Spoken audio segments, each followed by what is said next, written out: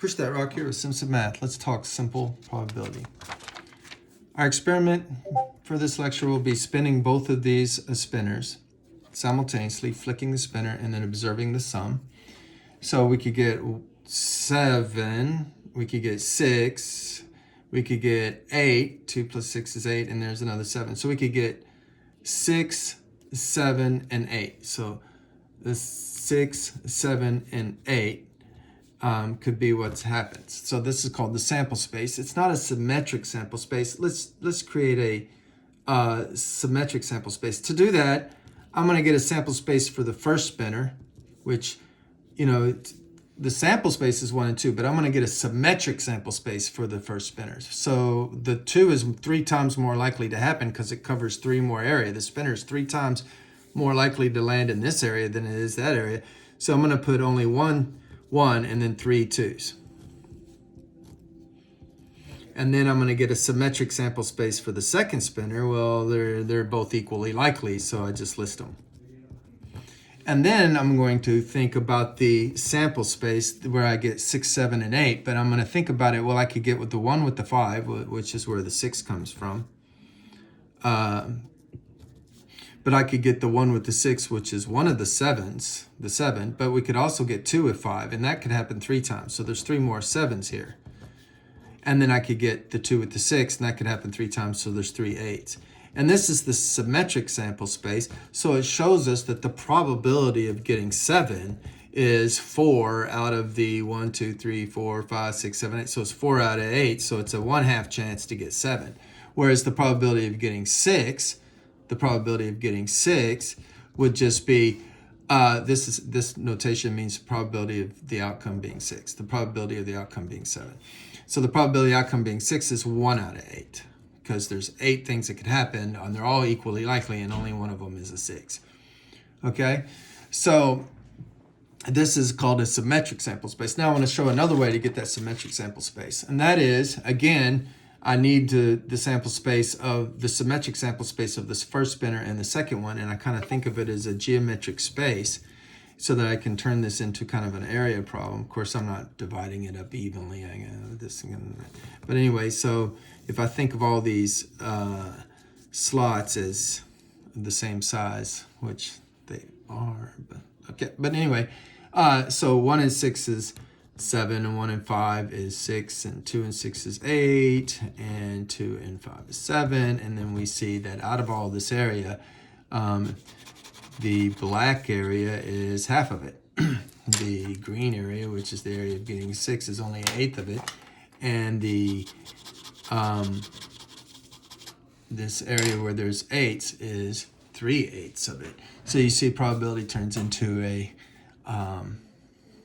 area problem. So that's another way to think about it. Now, I want to talk about events. Events are subsets of the sample space. So here I have the symmetric sample space. So the odd sum would be an event. I mean, sometimes we use just a single letter, and that's frequently what books do. So O is getting an odd sum, and that would be, well, getting 7. Now, if I just put 7 one time, it wouldn't be a symmetric sample space. So I'll well, I guess it would, but anyway, I'm going to put that there's 4 7s in there. And then what about getting an even sum? Well, I could get 6, or I could get one of the 3 8s. So this seems a little weird because in set notation you use 6 or 8, but this just represents that there's 3 8s and 1 6. So as event is simple, is just a subset of this sample space. So the odd sum would be these 4 7s here, and the even sum would be the 6 or one of the 3 8s. Okay, that's the idea of a event. Now you can get the probability that it's odd. Well, this is pretty easy to look at. There's a 4 out of 8, so that's what we did earlier, and we got a half. Remember, we did the probability of 7. What's the probability of getting an even? Well, again, it's if you're either odd or you're even. So if odd is a half, even is a half, that brings up the complement principle. The complement principle, you read this A with a bar over it is the same thing as A with a superscript C. It's the same thing with A with a prime, and all of this is not A, okay? So the probability not A is 1 minus the probability of A.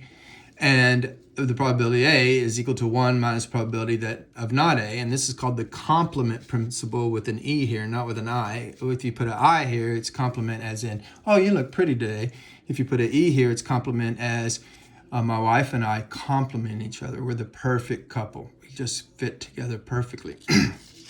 So the complement principle is this idea that, you know, if I told you it's a 20% chance to rain, well, then you'd be able to go 1 minus 20% is 80% chance it doesn't rain. Now, y'all all can do the complement principle in your head. So back to this, of course, the probability of even is 1 minus the probability of odd, because that's the same thing as probability of not even.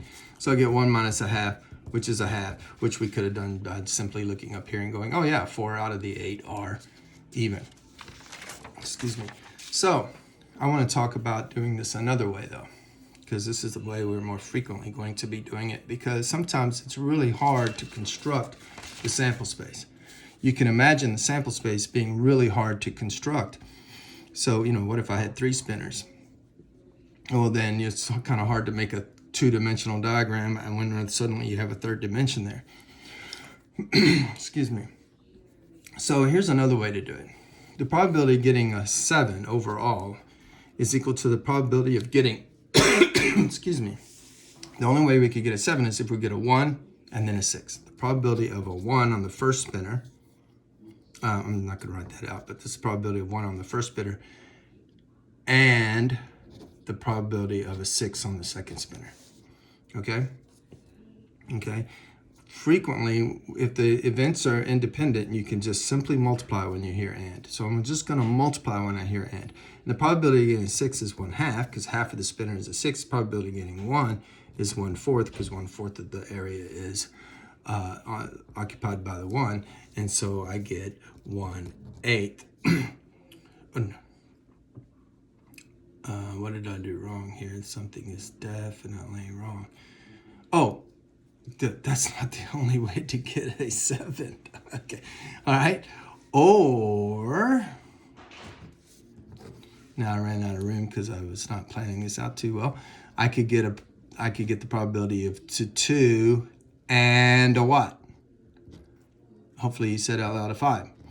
And said, I can't believe you were so dumb, Mr. Simpson, that you didn't see in advance that you needed a 2 and a 5. You just did it on the previous problem. So, or frequently means add. Now, sometimes we have to subtract also if there's some overlap, but there's none here, so we don't have to worry about that. So we're just going to add in the probability of getting a 2 and a 5. So the probability of 2 is the 3/4, and the probability of 5 is a 1/2. And so we get 3 times 1 is 3, and 4 times 2 is 8, and then once again we get the 4/8. So let's try that again, only not so messy. Okay, so what's the probability of getting an even? Okay, well, that's the probability of getting a 6 or getting a 8. Okay, well, we just did 7, so we could just subtract, right? Because 7 was the only odd. Okay, but we'll pretend we don't know the probability of 7. So what's the probability of getting a 6? Well, the only way to get a 6 is to get a 1 and a 5. So that's the probability of a 1 on the first spinner and the probability of a 5 on the second spinner. Or usually means add, and maybe means subtract if there's overlap. There won't be here. I'll have to do another example for you to see what overlap is. So we're going to add when we hear or, and we're going to multiply when we hear and. So the probability of getting a 6 is the probability of getting a 1 and a 5. The probability of getting an 8 is getting a 2 on the first spinner, and the probability of getting 8 on the second spinner. So we're going to multiply here, but add there. So the probability of 1 on the first spinner is 1/4, and 5 on the second spinner is a 1/2. Or the probability of 2 is 3/4 on the first spinner, and the probability of oh, this should have been 6. Why is that a? Oh, because I was 8, so I said 8. But to get an 8, you have to get a 2 and a 6. Okay, so yeah, I'm sure y'all caught that. And so we get 1/8 here plus 3 times 1, 4 times 2, 3 8s here, which gives us 4 8s, which of course is 1/2. I should have reduced the last one too. So there is probably an overly confusing video on some simple probability rules, we do need to do an example where there is overlap with an OR problem. And I won't try to fit it in this video, so I'll make one more. Math made simple, Simpson.